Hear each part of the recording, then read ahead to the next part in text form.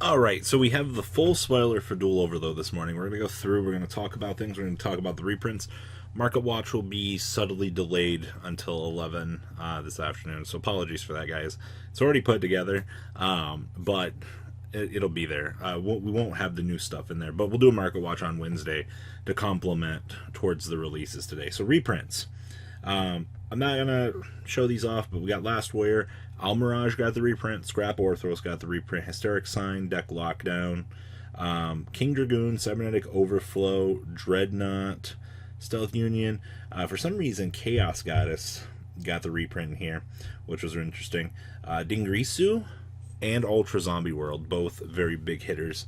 Saravis, Fuma, the Six Samurai, Celestial Gigaplant, Vanity's Ruler got a holo printing, and Dynamiscus, actually, which were all pretty hard hitters. Like, I'm expecting value to... The Dingrisu reprint is huge. That card's going to die in value. And the Zombie World Ultras are going to tank too. Same thing with the Almirages. Almirage is having extremely high value as well. Also, Cybernetic Overflow getting a nice upgrade. King Dragoon and Last Warrior or whatever reprints, I mean, people needed those for GOAT format anyway, that they wanted to, bring back and revisit. But that's fine. So, time to talk about the new stuff. And this is kind of...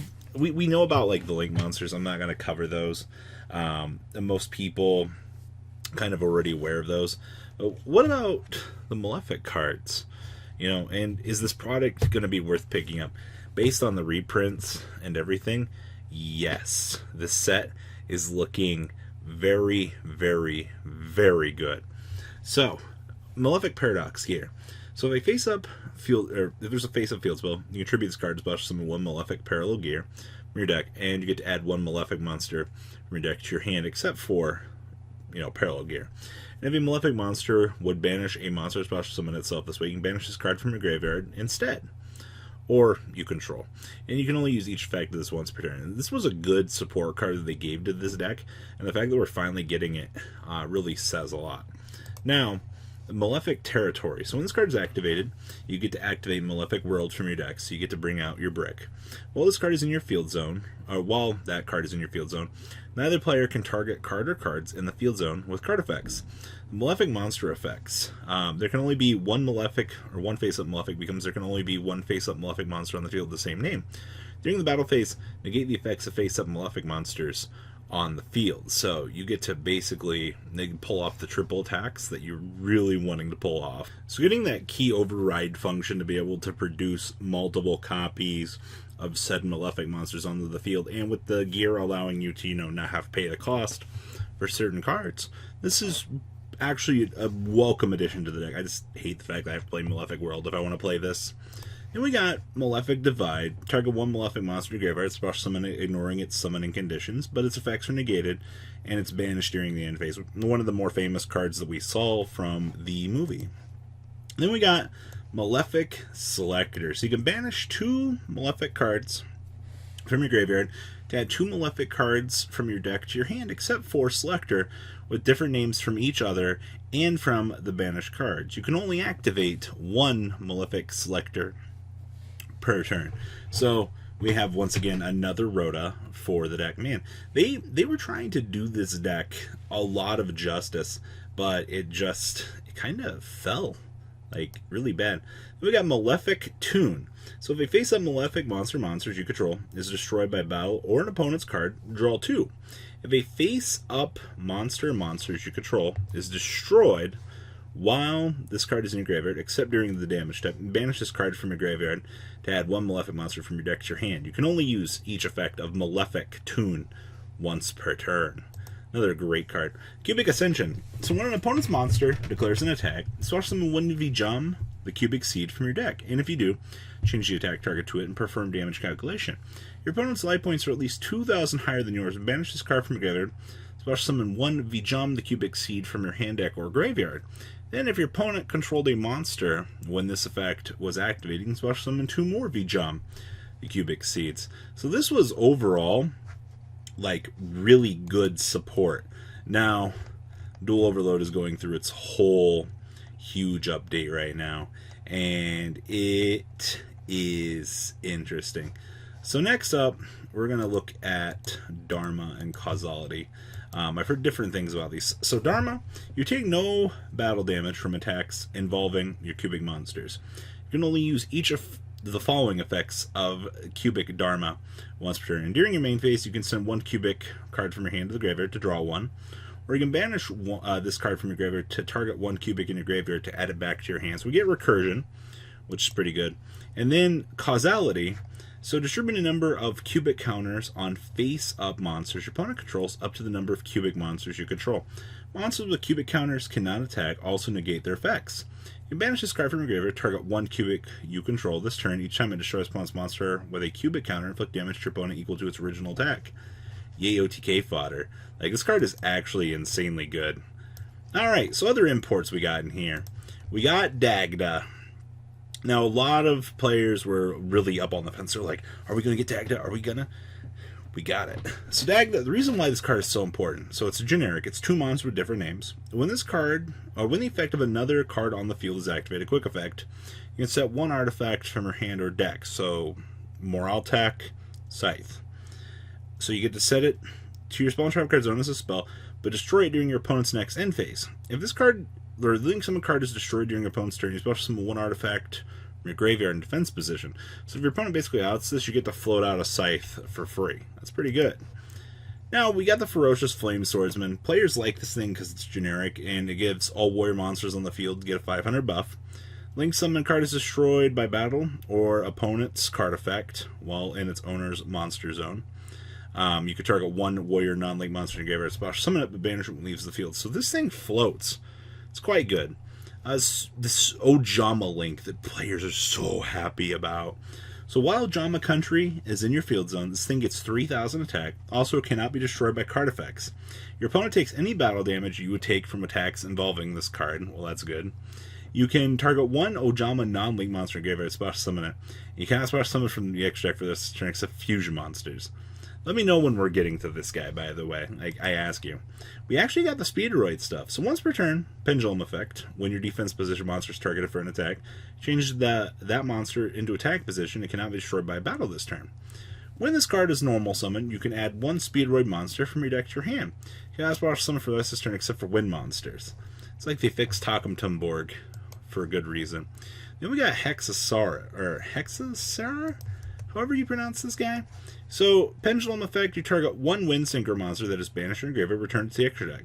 Okay, that's pretty good.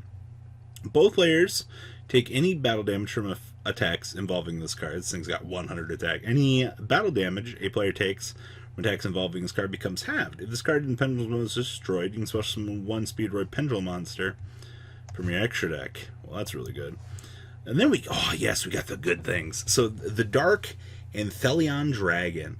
So, scale is 10, it's level 7, or rank 7.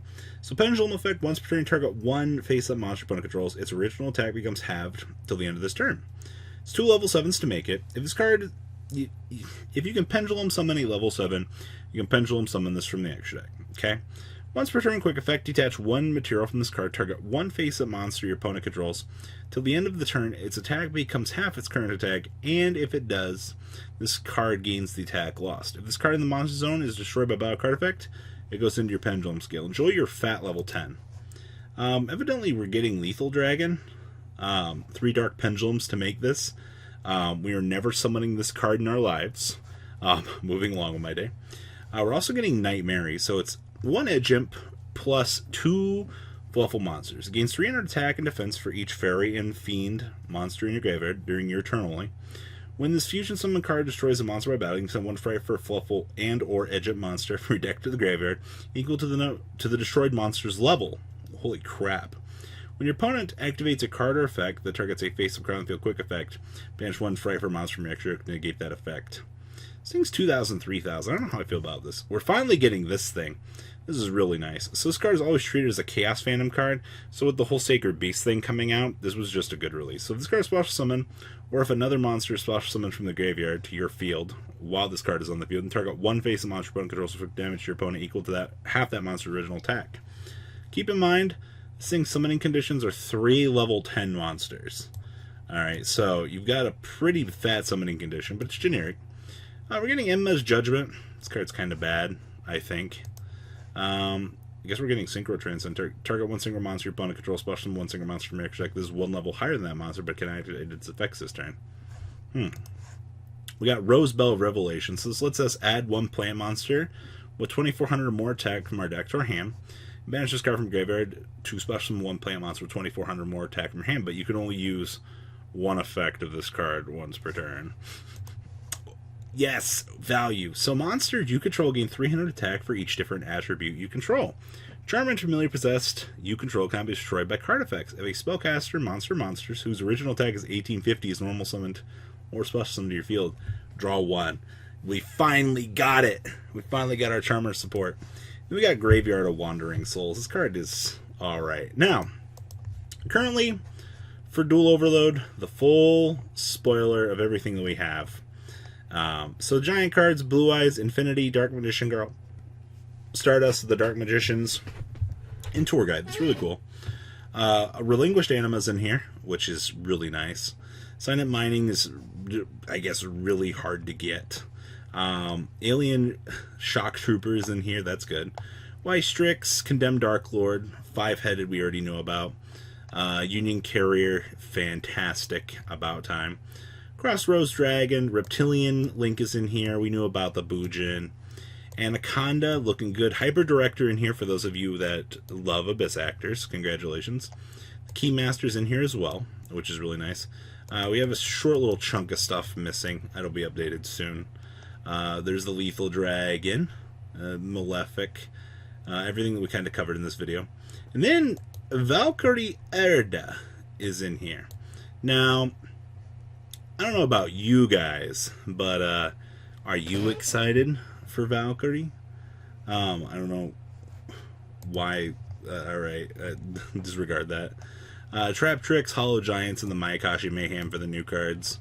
We know about the 4 alternate arts. Swap Frog is really good. Wadraff and White Mare we knew about. The Middle Shea stuff, Caspar, Phantasme. Cyber Emergency being in here, the Golden Castle. I mean, this set, like, it's good. Like, for everything that we've actually wanted, yeah, this is a good set. So, what do you guys think about everything revealed? Please leave a comment down below. Tell me what you guys think. And, well, guys, I'll catch you on the flip side. Enjoy your Imperm reprints. Peace. The ride never truly ends. Thank you, patrons, for helping support the channel. Without you guys, I don't know if I'd still be doing this. And for those of you that like Cardfight Vanguard, FanCool40 is here for all your content needs. And those of you asking if I sell cards, mcoolgames.com for all your trading card game needs. Check the description for more interesting info. Thanks for watching, guys.